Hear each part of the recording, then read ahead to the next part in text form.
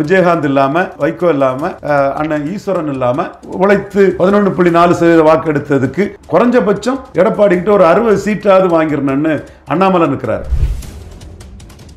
தாவேக்காவினுடைய மாநாடு வந்து இபிஎஸ்க்கு ஒரு பலமான ஒரு கட்டமைப்பு உருவாக்குறதுக்கான ஒரு வாய்ப்பு உருவாயிருச்சு. தாவேக்காவை காட்டி தான் பாஜகவில் ஒரு தரப்பு வந்து எடப்பாடியும் தாவேக்காவும் சேர்ந்தா நமக்கு இதாயிரும்னு அண்ணாமலைக்கு எதிரான கோஷியெல்லாம் சொல்லி அண்ணாமலை நீக்கிட்டாங்க.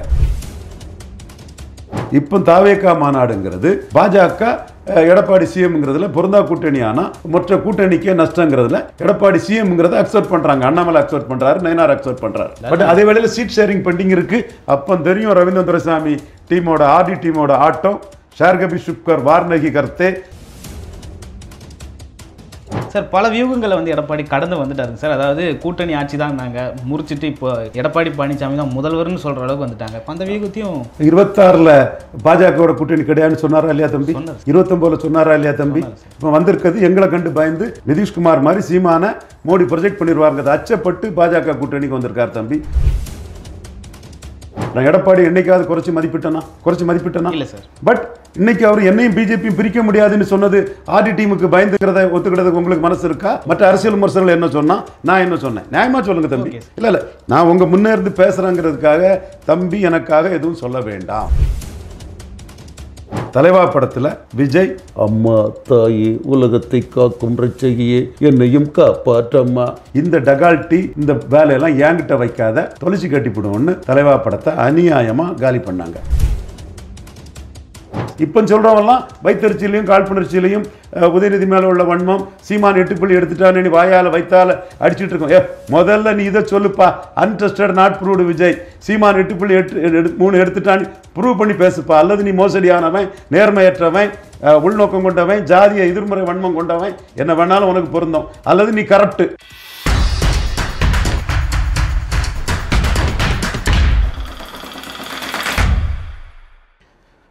வணக்கம். உலக தமிழர்களுக்கு என் முதற்கண் வணக்கத்தை தெரிவித்துக் கொள்கிறேன்.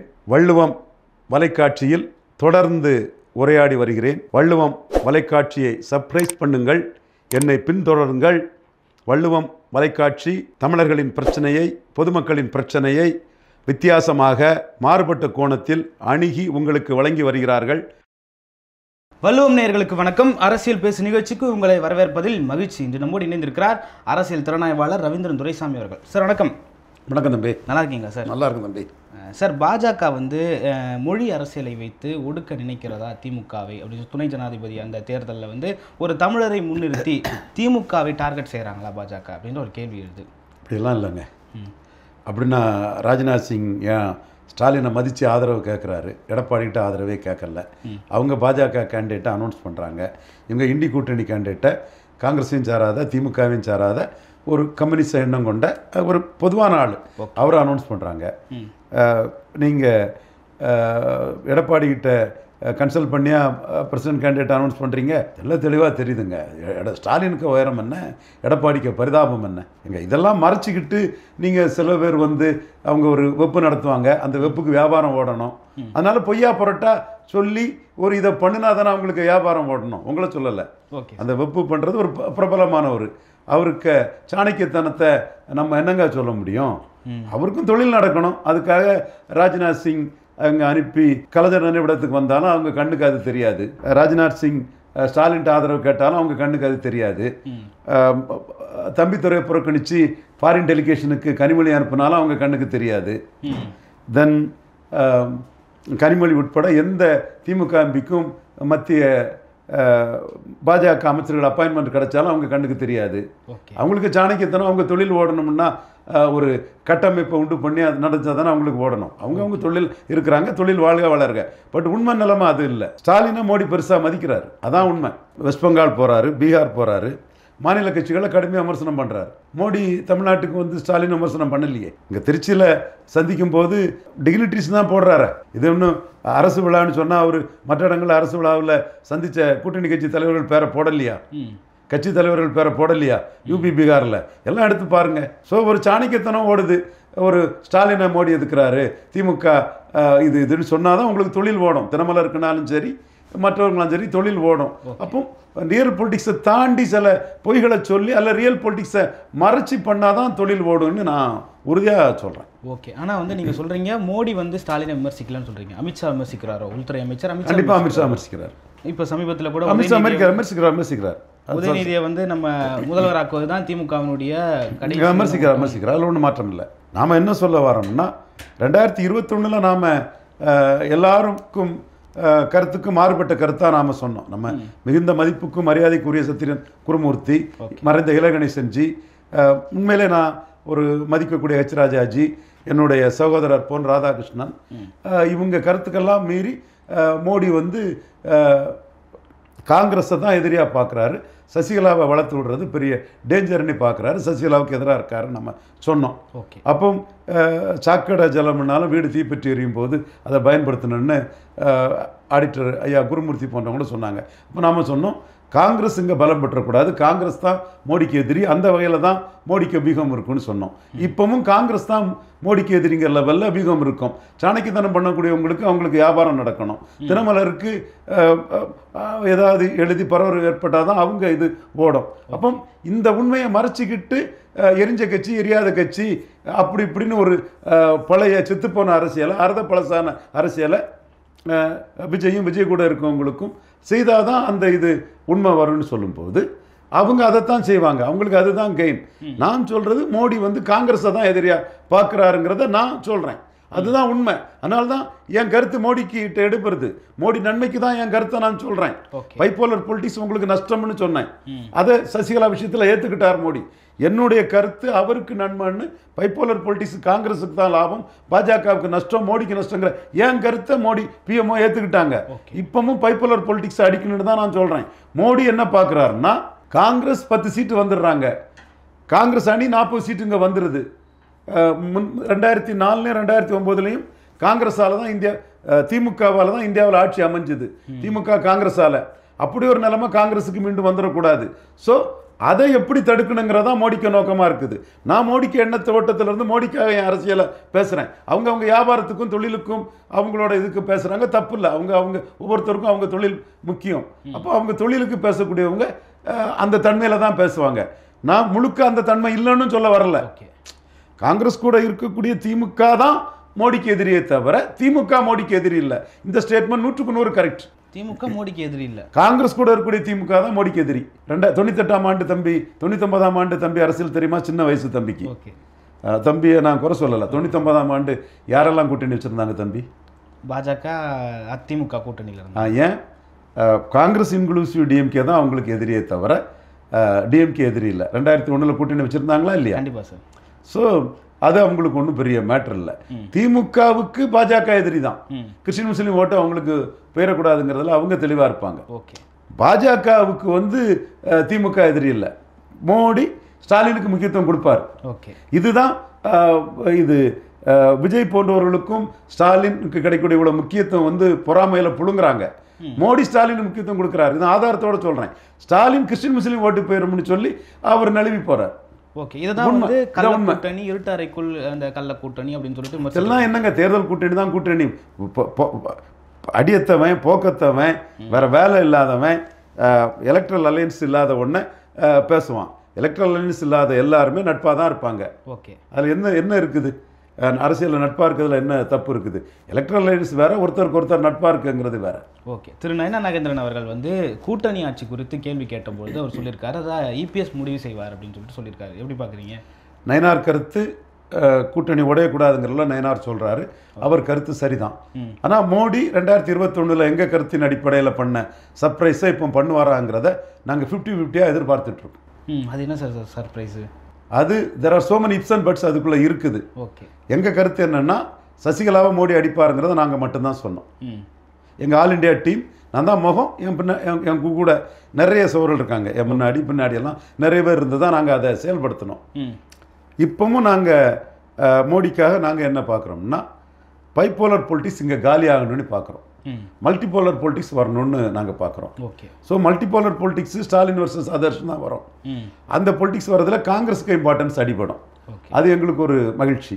இதில் 2029 மோடிக்கு ஒரு நல்ல சீட் கன்வெர்ட்டபிலிட்டி வரும். இதை மையமாக வச்சு தான் எங்கள் மூவ்ஸை நாங்கள் பண்ணிகிட்ருக்கோம். அந்த வகையில் தான் சசிகலாவை நாங்கள் கிராக் டவுன் பண்ணணும் மோடி மூலமாக. அதே புள்ளியில் தான் இப்போ கிராக் டவுன் பண்ண நிற்கிறோம். பட் இன்னைக்கு இதில் வந்து 50-50 சான்ஸ் தான்.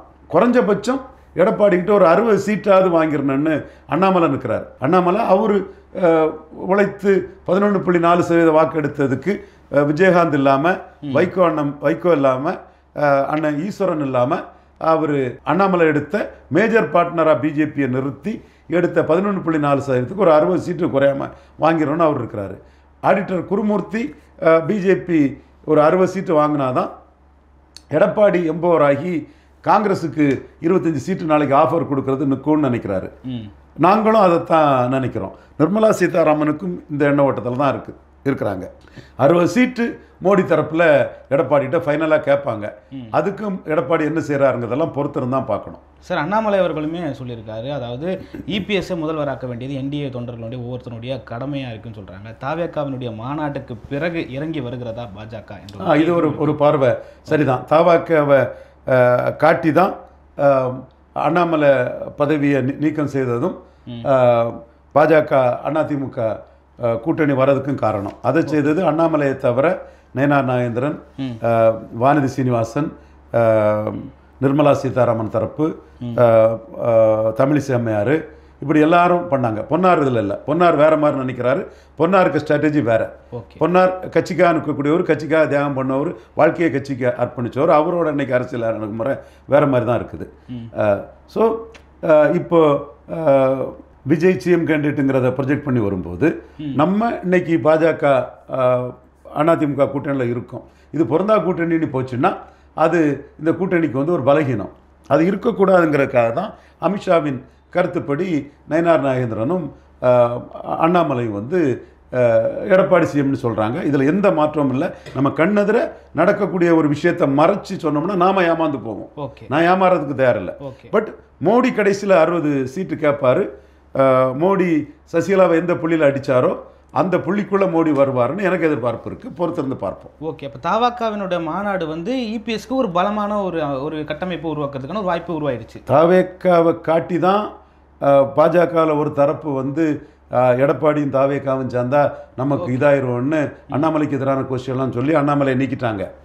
இப்போ தாவேக்கா மாநாடுங்கிறது பாஜக எடப்பாடி சிஎம்ங்கிறதுல பொருந்தா கூட்டணி. ஆனால் மற்ற கூட்டணிக்கே நஷ்டங்கிறதுல எடப்பாடி சிஎம்ங்கிறத அக்செப்ட் பண்ணுறாங்க. அண்ணாமலை அக்செப்ட் பண்ணுறாரு, நயனார் அக்செப்ட் பண்ணுறாரு. பட் அதே வேளையில் சீட் ஷேரிங் பெண்டிங் இருக்குது. அப்போ தெரியும் ரவீந்திர துரைசாமி டீமோட ஆர்டி டீமோட ஆட்டம். ஷார்கபி சுப்கர் வார்னகி கர்த்தே இங்கே மறைஞ்சிருந்து சண்டை போட்டதை யாரும் பார்த்துருக்க முடியாது. நேருக்கு நேராக சண்டை போட்டதை யாரும் பார்த்துருக்க முடியாதுங்கிறது ஐயா எடப்பாடி பழனிசாமிக்கு சசிகலா விஷயத்தில் என்ன நடந்ததுன்னு தெரியும். அதனால் ஐயா அதில் கொஞ்சம் அலர்ட்டாக தான் இருப்பார். ஐயா எந்த காலத்திலும் பிஜேபி கூட கூட்டணி கிடையாது, 2026 கிடையாது, 29 கிடையாதுன்னு சொன்ன ஐயா பிஜேபியும் என்னையும் பிரிக்க முடியாதுன்னு 15 நாளைக்கு முன்னே சொன்னது காரணம் ஆர்டி டீம் தான் காரணம், நாங்கள் தான் காரணம். சார், பல வியூகங்களை வந்து எடப்பாடி கடந்து வந்துட்டாருங்க சார். அதாவது கூட்டணி ஆட்சி தான் நாங்கள் முறிச்சிட்டு இப்போ எடப்பாடி பழனிசாமி தான் முதல்வர்னு சொல்கிற அளவுக்கு வந்துட்டாங்க. அந்த வியூகத்தையும் 26 பாஜகவோட கூட்டணி கிடையாதுன்னு சொன்னாரா இல்லையா தம்பி? 29 சொன்னாரா இல்லையா தம்பி? இப்போ வந்திருக்கிறது எங்களை கண்டு பயந்து நாங்கள் சீமான சிஎம்மா ப்ரொஜெக்ட் பண்ணிடுவோன்னு பயந்து வந்திருக்காருன்னு சொல்கிறேன் தம்பி. இல்லை லாஜிக் இருக்கா தம்பி நாங்கள் சொல்கிறதுல? Okay sir. நிதிஷ்குமார் மாதிரி சீமான மோடி ப்ரொஜெக்ட் பண்ணிடுவாருங்கிறது அச்சப்பட்டு பாஜக கூட்டணிக்கு வந்திருக்காரு தம்பி. மீண்டும் சீட்டு தர்றாருல அதைத்தான் நாங்கள் எடப்பாடிகிட்ட விளையாட போகிறோம் தம்பி. 50-50 தான் நான் சொன்னேன். நான் உங்கள்கிட்ட நான் எடப்பாடி என்னைக்காவது குறைச்சி மதிப்பிட்டேனா இல்லை சார். பட் இன்னைக்கு அவர் என்னையும் பிஜேபியும் பிரிக்க முடியாதுன்னு சொன்னது ஆர்டி டீமுக்கு பயந்துக்கிறத ஒத்துக்கிறதுக்கு உங்களுக்கு மனசு இருக்கா? மற்ற அரசியல் விமர்சகர்கள் என்ன சொன்னா, நான் என்ன சொன்னேன்? நியாயமா சொல்லுங்க தம்பி. இல்லை நான் உங்க முன்னே இருந்து பேசுறேங்கிறதுக்காக தம்பி எனக்காக எதுவும் சொல்ல வேண்டாம். சரிங்க சார். அது உங்க கருத்து எதுனாலும் வெளிப்படையாக சொல்லுங்க, நான் அதை ஏற்றுக்கிறேன். Okay sir. மற்ற விமர்சகர்கள் என்ன சொன்னா, பாஜகவை கலத்தி விட்டுட்டு தாவேக்காவை சேர்த்துக்குவாருன்னு சொன்னானா இல்லையா? நான் என்ன சொன்னேன்? தாவேக்காவை சேர்த்தா ஜானகி சிவாஜி மாதிரி ஆயிரம், பலன் நிரூபிக்காத தாவேக்காவால் பலன் கிடையாதுங்கிறது பிளேயரான எடப்பாடிக்கு தெரியும்னு சொன்னேன். அப்போ இன்னைக்கு அவர் என்னையும் பாஜகவையும் பிரிக்க முடியாதுங்கிறார். அப்போ பிரிக்க யார் முயற்சி பண்ணுறா? பிரிக்க ஓப்பனாக யார் முயற்சி பண்ணுறா? சசிகலாவை கிராக் டவுன் பண்ணுவோன்னு சொல்லி செயல்பட்ட ஆர்டி டீம் தானே நாங்கள் பண்ணுறோம். சசிகலாவை 100% ஜெயித்தோம். இதில் 50-50 தான் நாங்கள் சொல்கிறோம். Cannot do and do things. But நாங்கள் முயற்சி பண்ணுறோம்னு சொல்கிறோம். எங்கள் முயற்சிக்கு தானே ரேட்டில்ட் ஆகி பாஜக பிரிக்க முடியாதுன்னு சொல்கிறாரு. வேற அந்த அரசியல் விமர்சகர் எல்லாம் அரசியல் விமர்சகர் சோதரர்கள் தான். நாங்கள் player. The battle is fought in the mind of Edappadi Palaniswami. நாங்கள் இதையும் ஒத்துக்கிறோம். நாங்கள் பாஜகவோட கூட்டணி வராமலே அவரை 13% தள்ளணுன்னு தான் நினச்சோம். நான், அண்ணாமலை, மற்ற இன்னும் தலைவர்கள் எல்லாம் நினச்சோம். தலைவர்கள் அவங்க மோடியே ப்ரமோட் பண்ணவங்க, ப்ரொஜெக்ட் பண்ணவங்க பிஎம் கேண்டிடேட் நினச்சோம். ஆனால் அவர் வந்து ஸ்டேட் பிஜேபியில் உள்ளவங்க எடப்பாடியும் விஜயும் சேர்ந்தா பாஜக வீழ்ந்துரும்னு ஒரு சூழ்நிலையிலும் நாம் எதிர்பார்த்த சீமான் திமுக, அண்ணா திமுகவும் காங்கிரஸ் பாஜகவின் ஊதுகுழல்கள், ஒட்டுண்ணிகள், தொங்கு சதைகள் பாஜகவின் தொடர்ந்து சேர்த்து அடித்து தனியே நிற்க போகிறாங்க சூழ்நிலையில் இந்த ஸ்டேட் பிஜேபியில் உள்ள மற்ற தலைவர்கள் கருத்துக்கிணங்க பாஜக எடப்பாடி கூட கூட்டணி போயிட்டாங்க, அண்ணாமலையை மாற்றிட்டாங்க, மறுக்க வரல. Okay sir. அப்படி உள்ள வந்தவர் அவர் சைடில் இருந்து 26லையும் கூட்டணியில் 29லையும் கூட்டணியில் அதை காம்ப்ரமைஸ் பண்ணிட்டு வராருன்னா ஆர்டி சசிகலா தரப்பை அடித்தது மாதிரி பிஎம்ஓ மூலமாக சீமானை ப்ரொஜெக்ட் பண்ணிடுவாங்கிற அச்சம் எடப்பாடிக்கு இருக்குதா இல்லையா தம்பி? மனச்சாட்சி படி சொல்லுங்க, நியாயத்தை சொல்லுங்க. லாஜிக்காக தானே என் கேள்வியை வைக்கிறேன். இன்னும் இந்த கேமுக்குள்ள நான் ப்ளே பண்ணிட்டு தான் இருக்கிறேன். அண்ணாமலை வந்து கட்சி நன்மைக்காக 60 சீட்டுக்கு நிற்பாரு. மோடியை பிரைம் மினிஸ்டர் ப்ரொமோட் பண்ண சத்ரியன் குருமூர்த்தியும் 60 சீட்டுக்காக நிற்பாரு. இந்த சீட் ஷேரிங்கிறது பார்க்கலாம். மீண்டும் நான் சொல்கிறேன், சசிகலா மாதிரி 100% இதை நான் சொல்ல விரும்பல, 50-50 தான். சார், கமலஹாசன் வந்து திடீர்னு சொல்லியிருந்தாரு, நான் பல வேஷங்கள் போட்டிருக்கேன், நீ எனக்கு வேஷம் கட்டாத அப்படின்னு சொல்லிட்டு பேசியிருந்தார். யாரை குறிப்பிட்டு பேசுகிறார் கமலஹாசன்றது ஒரு பெரிய சர்ச்சைக்குரிய விவகாரமாக போயிட்டு இருக்கு சார். எப்படி பார்க்குறீங்க? கமலஹாசன் விஜய் கம்பேரிசன் தான் இதில் போகுது. ஓகே. கமலஹாசன் விஸ்வரூபம் படத்தில் நிமிர்ந்து நின்னார், தரவுகளோட தான் சொல்கிறேன். ஓகே. ஜெயலலிதா இறங்கி வந்து ராஜ்நாத் சிங் ப்ரெஸ் மீட் கொடுத்ததும், பாஜக தேசிய தலைவர் ப்ரெஸ் மீட் கொடுத்ததும், ஜெயலலிதா இறங்கி வந்து ப்ரெஸ் மீட் கொடுத்து கமலஹாசனுக்கு பெரிய வெற்றியை கொடுத்தாங்க. விஸ்வரூபம் படம் கமலஹாசன் நிமிர்ந்து நின்றனால அந்த படம் வெற்றியும் பெற்றது. தலைவா படத்தில் விஜய் மீண்டும் திரும்ப திரும்ப நான் நடித்து காட்டுறேன், உண்மையான விஷயந்தான். அம்மா தாயே உலகத்தை காக்கும் ரட்சகியே என்னையும் காப்பாற்றம்மா. ஏன்னா ஜெயலலிதாவுக்கு வந்து அண்ணா எம்ஜிஆர்ட்ட பவர் பாலிட்டிக்ஸ் பண்ண மாதிரியெல்லாம் பவர் பாலிட்டிக்ஸ் ஜெயலலிதாட்ட பண்ண முடியாது. அனில் மூல உதவணுன்னு சொல்லியும் விஜய் ரசிகர்களின் வெற்றி தான் ஜெயலலிதாவின் வெற்றின்னு சொன்னதும், இல்லைப்பா உன்னை நான் அடித்து காட்டுறேன், இந்த டகால்ட்டி இந்த வேலையெல்லாம் என்கிட்ட வைக்காத, தொலைச்சி கட்டிவிடுவோன்னு தலைவா படத்தை அநியாயமாக காலி பண்ணாங்க. அப்போ விஜய் வந்து இந்த பிழைப்புக்காக விஜய்கிட்ட கெஞ்சினாப்பில் சசிகலா குடும்பத்தோட 7 கட்ட 8 கட்ட அடியாள்கிட்டெல்லாம் போய் எப்படியாவது கொடநாட்டில் போய் ஜெயலலிதாவை பார்த்துடலாமா அல்லது சசிகலாவை பார்த்துடலாமா தான். ஜெயலலிதா சசிகலாவை தான் டீல் பண்ண சொல்லுவாங்க. அப்படி முடிவு பண்ணி ஒன்றும் இல்லாமல் வீடியோ போட்டார். பார்க்க முடியாமல் பரிதாபமாக தெருவில் நின்று வீடியோ போட்டார். கமலஹாசன் விஸ்வரூபம் படத்தில் நிமிர்ந்து நின்றவர். அவர் சின்ன வயசுலேருந்தே பெரிய ஹீரோவாக நடிச்சிட்டு இருக்கிறாரு. இப்போ கமலஹாசன் 3.7% ஓட்டை ப்ரூவ் பண்ணார். இப்போ விஜய் 0% இருக்கிறார். விஜய் 0% இருக்கிறார். ப்ரூவ் பண்ணலாம் நாளைக்கு, அதை நான் மறுக்க வரல. ஆனால் இப்போ அவருக்கு பார்ட்டி ரெஜிஸ்டர்ட் பார்ட்டி தான். கமலஹாசனுக்கு பார்ட்டி ரெஜிஸ்டர்ட் பார்ட்டி தான். பட் கண்டெஸ்ட் பண்ணி 3.7 2.5 எடுத்த ஒரு கட்சி ஒரு ராஜ்யசபா வாங்கி அச்சீவ் பண்ணியிருக்கிறார். ராஜ்யசபா அச்சீவ்மெண்ட்டுங்கிறது சாதாரணமானது இல்லை. சிவாஜி கணேசன் அதை என்டால்ஸ் பண்ணியிருக்காரு, ராஜ்யசபா தனக்கு கிடைச்சதை. ஸோ ராஜ்யசபா அச்சீவ்மெண்ட்டுங்கிறது ஒரு நடிகருக்கு சாதாரணமான விஷயம் அல்ல. கமலஹாசனுக்கு உண்மையிலே தகுதி உண்டு, நடிப்புக்காகவே அவருக்கு கொடுக்கலாம். நாமினேட்டர் ராஜ்யசபா நடிப்புக்காக அவர் கொடுக்கலாம், அந்த தகுதி 100க்கு 100 உண்டு. பட் யதார்த்த அரசியல் களத்துக்குள்ளே அவர் வாக்கை நிரூபித்ததுனால தான் இந்த இது கிடச்சிருக்குது. விஜய் வாக்கை நிரூபிக்காதவர். ஸோ விஜய் வந்து இன்றைக்கி என்ன வேணாலும் கிளைம் பண்ணிட்டு போகலாம். ஆனால் 2026 தேர்தல் ஆணைய புள்ளி விவரம் வரும்போது தான் விஜய்க்கு வாக்கு என்னன்னு தெரியும். இன்னைக்கு கமலஹாசனுக்கு கூட கூடின கூட்டம் கலையில்லை. கமலஹாசனை பார்த்ததும் இவருக்கு கூடின கூட்டம் கலைஞ்சிடுச்சு. சிவாஜி மாதிரி சரத்குமார் மாதிரி கலைஞ்சிடுச்சு. கூடின கூட்டம் சிவாஜி மாதிரி சரத்குமார் மாதிரி கலைஞ்சிடுச்சு. அப்போ கூடின கூட்டம் கலையுதுன்னா என்ன ஓட்டு வரப்போகுது? அப்போ இதெல்லாம் கான்ஃபிடெண்ட்டாக கமலஹாசன் புரிஞ்சுக்கிட்டு தான் தன்னை முன்னிறுத்தி அந்த இதை பேசுகிறாரு. இன்னொன்று, சினிமா மார்க்கெட்டுக்கும் வாங்குகிற ஓட்டுக்கும் சம்பந்தம் கிடையாது. சினிமா மார்க்கெட்டுக்கும் வாங்குகிற ஓட்டுக்கும் சம்பந்தம் கிடையாது. விஜயகாந்தோட கமலஹாசன் தான் சிறப்பான மார்க்கெட்டில் இருந்தார். ஆனால் விஜயகாந்துக்கு லீடர்ஷிப் குவாலிட்டி, ஏழை மக்களின் நலன், இது ரேஷன் பொருட்கள் வீடு தேடி வரும், கறவை மாடு இலவசம், அப்படி இப்படின்னு மக்களோட ஒன்றிணைஞ்சு அவர் 8.3% வாக்கை விஜயகாந்த் எடுத்துட்டாரு. விஜயகாந்தோட கமல்ஹாசனுக்கு நல்ல மார்க்கெட், இன்னைக்கும் கமல்ஹாசனுக்கு நல்ல மார்க்கெட் இருக்குது. அப்போ அவர் எடுத்தது 3.7% வாக்கு தான். அதனால விஜய்க்கு இன்னைக்கு எக்ஸ்ட்ராடினரி ஓப்பனிங் இருக்குங்கிறதுக்காக ஓட்டு வரும்னு கட்டாயம் இல்லை. ஓப்பனிங்க்கும் ஓட்டுக்கும் சம்மந்தம் இல்லை.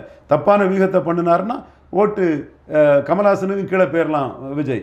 அது 26% தான் தெரியும் கமல்ஹாசனுக்கு கீழேயா மேலேயான்னு. இப்போ 4 அரசியல் விமர்சகர்கள் வன்மத்திலையும் காழ்ப்புணர்ச்சியிலையும் பொய்மையாட்டு ரிசல்ட் தெரியறதுக்கு முன்னாடியே முடிவு பண்ணுறதெல்லாம் ஏட்டு சுரக்கா, கறிக்கு உதவாது.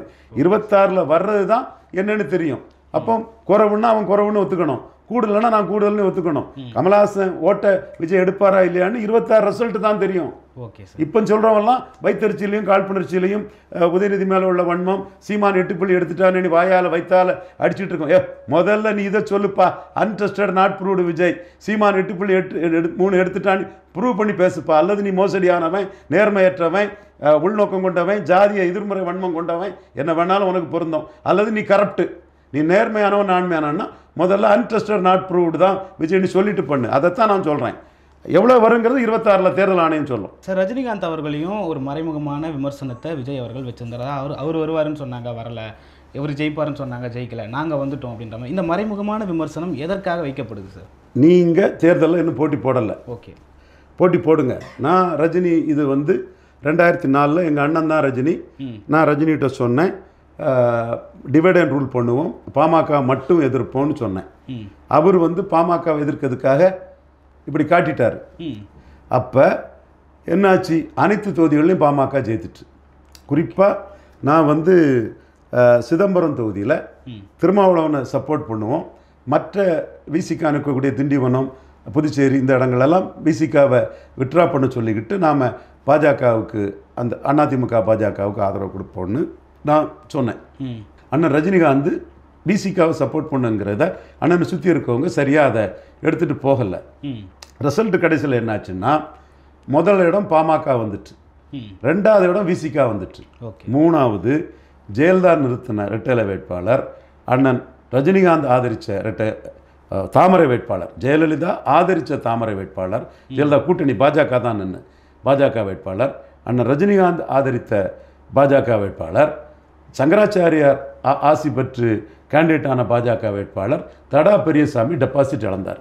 அப்போ சினிமா நடிகன் சொல்லிட்டானாலே ஓட்டு வந்துடும்லாம் இல்லை. பாபா படத்தை படப்பட்டியை தூக்குனதுக்கும் சிதம்பரத்தில் பாமக ஜெயிக்கக்கூடாதுங்கிறதுக்கும் எந்த சம்பந்தம் இல்லை. ஒரு இஷ்யூ பேஸ்டாக வந்தால் தான் நிற்க முடியும்.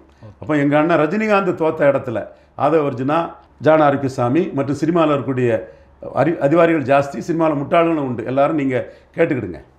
2009ஆம் ஆண்டு இதே டாக்டர் ராமதாஸை மனிதநீதிக்கு மனிதநீதிங்கிற அடிப்படையில் தெளிவாக பாமகவின் அனைத்து தொகுதிகளையும் ரவீந்திரன் துரைசாமி தோற்கடிக்க போகிறான்னு பேட்டி கொடுத்து, ஏன் தோற்கடிக்குங்கிற காரணத்தை சொல்லி பாமகவை ஒரு திராவிட கட்சி கூட்டணியில் சேரும்போது இன்னொரு திராவிட கட்சியும் வன்னியரலாட்டையே கேண்டிடேட்டாக போடும்போது அங்கே உடையார், கஞ்சம் ரெட்டி, கவராநாயுடு, யாதவர், செங்குந்தர், கிராமணி, அகமுடையார், கள்ளர், இப்படி காகாத்த வேளாளர், இப்படி வட தமிழகத்தில் உள்ள பல ஜாதிகளோட அரசியல் பிரதிநிதித்துவம் காலியாகுது. பாமகவால் இந்த ஜாதிகளுக்கு இவ்வளோ நஷ்டம் இருக்குது. இதுக்கு நாம் பதில் சொல்ல வேண்டிய காலகட்டத்தில் இருக்கிறோம். இது நான் மனிதநீதிக்கு மனிதநீதியின் அடிப்படையில் தான் செய்தேன். வெளிப்படையாக டாக்டர் ஐயா கிட்ட டிக்ளேர் பண்ணி தான் செய்தேன். டாக்டர் ஐயாவில் நான் பாப்புலரானவன், என் அறிவு ஆற்றல் வெளிப்படுறதுக்கு டாக்டர் ஐயா காரணம். டாக்டர் ஐயாவுக்கு நான் நன்றி உணர்வு உள்ளவன். அவர் இன்றைக்கும் ஒரு சமுதாயத்துக்கு இந்த அளவுக்கு சேவை செய்த ஒருத்தர் யாரும் கிடையாது. வன்னியருக்கு உறுதியானவர் தாங்கிறதெல்லாம் மாறுபட்ட கருத்து எனக்கு கிடையாது. அன்னைக்கே பிற ஜாதிகளுக்கு அவரால் உள்ள நஷ்டத்தையும் நான் 98 எண்டு ஜஸ்டிஃபைஸ் மீன்ஸ்ன்னு அவருக்கு ஒரு கூட்டணி ஏற்படுத்தி கொடுத்து அந்த கட்சியை கலைஞர் அழிக்க நினைக்கும் போது காப்பாற்றின சூழ்நிலையில் கலைஞர் எனக்கு டிக்கெட் கொடுக்கக்கூடாதுன்னு சொல்லும்போது இவர் ஃபைட் பண்ணி எனக்கு டிக்கெட் தரலைங்கிற அரசியல் ரீதியான ஒரு இதாட்டு மனிதநீதிக்கு மனிதநீதிங்கிற அடிப்படையில் 2009 இவ்வளவு ஜாதிகளையும் திரட்டி பாமகவை அனைத்து தொகுதிகளையும் தோற்கடித்தேன். இது நான் கிருஷ்ணகாந்தன் யாதவ், அன்பாளன் யாதவ், கஞ்சம் ரெட்டி சங்கம், கவரா நாயுடு சங்கம், உடையார் சங்கம், இப்படி உடையார் சங்க ஆளெல்லாம் மூப்பனாருக்கு ஒரு ரிலேட்டிவ் வர்க்ககுல உடையார், அவர் எல்லாருமே நாங்கள் சேர்ந்து எல்லா மக்களை திரட்டி நாங்கள் அதை தோற்கடித்தோம். எங்கே தோற்கடித்தோம்?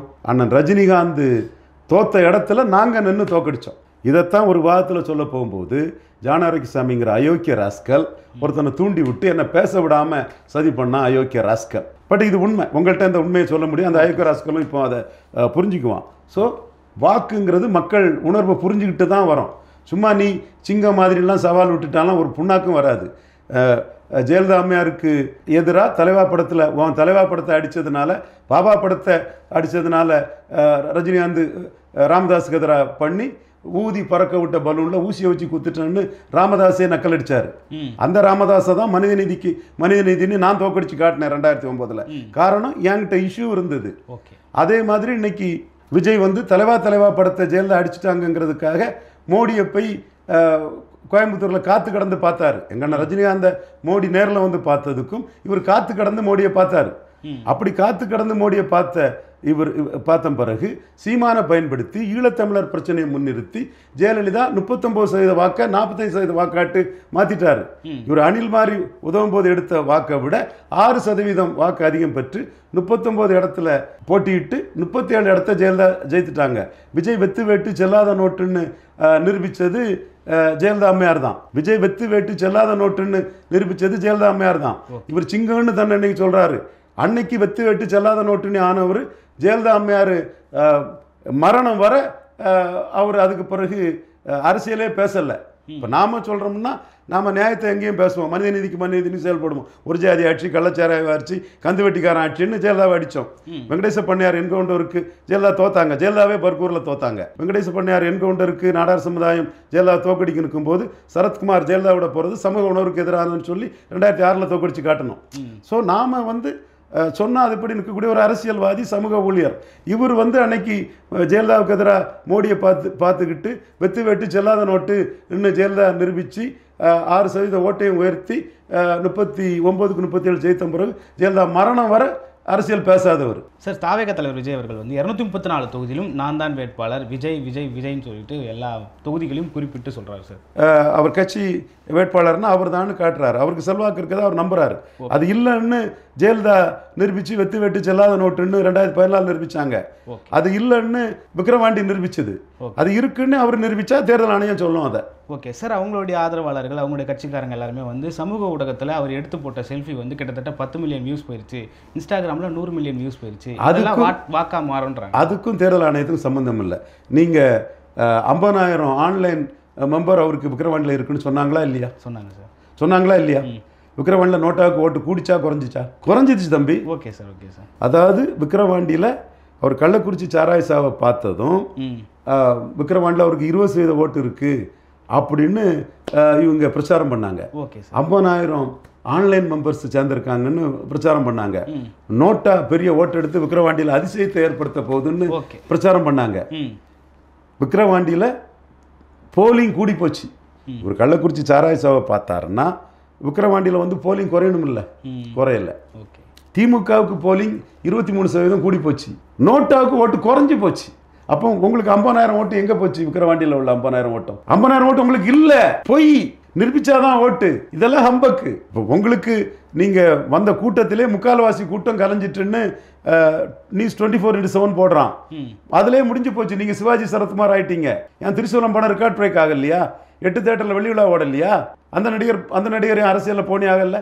ஏன் சூரியவம்சம் இன்னைக்கும் அதிக தேட்டர் வெளி விழா படம் டபுள் எங்கள் வீட்டு பிள்ளை மாதிரி 2 பாசிட்டிவ் கேரக்டரில் ஃபுல் அண்ட் ஃபுல் ஆக்ஷன் ஹீரோவாட்டு கம்ப்ளீட்லி ஒவ்வொரு பிரேமிலையும் சரத்குமார்னு சாதனை படைச்ச படம். அந்த நடிகருக்கு ஏன் சாதிக்க முடியல? ஒரு இது வேணும் இல்லையா? கமல்ஹாசன் சாதாரணமானவரா? அவர் ஏன் 3.7 நின்றுட்டாரு? இதெல்லாம் வேலைக்கு ஆகாதுங்கிறது தான் விக்ரவாண்டியே தெளிவான உதாரணம்.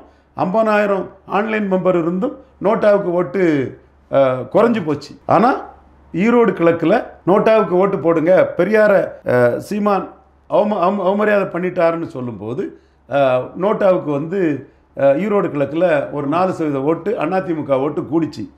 உங்களுக்கு ஆளே இல்லாதனால நீங்கள் போலியா பேசுகிறனால நோட்டாவுக்கு ஓட்டு அங்கே குறைஞ்சிடுச்சு. அப்போ விக்ரவாண்டியில் நீங்கள் 0. ஈரோடு கிழக்கில் அதிமுகவுக்கு இருந்த ஓட்டில் செல்லூர் ராஜு சொல்லி ஒரு 4% நோட்டாவுக்கு கூடிச்சு. அப்போ நீங்கள் நிரூபிச்சாதான் ஓட்டு. பலம் நிரூபித்தாதான் ஓட்டு. உங்களால் நிரூபிக்கிறது கஷ்டம்ங்கிறது மதுரை மாநாட்டில் நீங்கள் பேச உங்களை பார்த்ததுமே கூட்டம் கலைஞ்சிடுச்சு. உங்கள் பார்க்க தான் வந்தானே தவிர உங்களை கேட்க வரல. சார், பல்வேறு கருத்துக்களை பகிர்ந்து கொண்டீங்க. மற்றும் ஒரு காலம் சந்திப்போம் சார். நன்றி சார். நன்றி. வணக்கம். உலக தமிழர்களுக்கு என் முதற்கண் வணக்கத்தை தெரிவித்துக் கொள்கிறேன்.